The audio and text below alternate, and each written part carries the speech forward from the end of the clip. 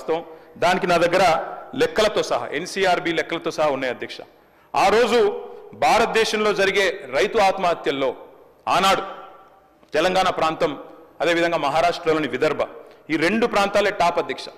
తెలంగాణ ఏర్పడ్డ నాడు భారతదేశంలో రైతు ఆత్మహత్యల్లో 11.1% ఆత్మహత్యలు మన రాష్ట్రం నుంచి, ఈ ప్రాంతం నుంచి జరిగేది అధ్యక్ష.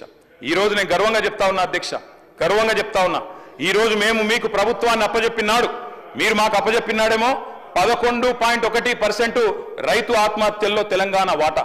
మేము మళ్ళీ తిరిగి మీకు అప్పజెప్పినాడు భారతదేశంలోనే అత్యల్పంగా 1.5%తో మీకు అప్పజెప్పినాం, రైతు ఆత్మహత్యలు తగ్గించినాం అనే మాట నేను గర్వంగా చెప్తా ఉన్నా అధ్యక్ష. దానికి కూడా ప్రామాణికం రేవంత్ రెడ్డి గారు అధ్యక్ష. ఇది ఆయన అడిగిన ప్రశ్న, ఆనాడు పార్లమెంట్ సభ్యుడిగా పార్లమెంట్లో రేవంత్ రెడ్డి అడిగిన ప్రశ్న చదువుమంటే చదువుతా అధ్యక్ష.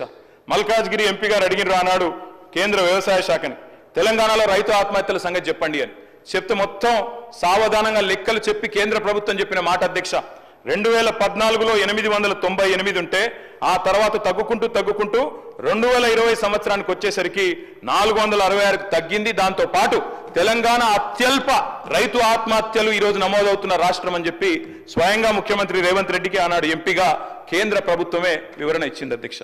దాంతో పాటు అధ్యక్ష ఎట్లెట్లా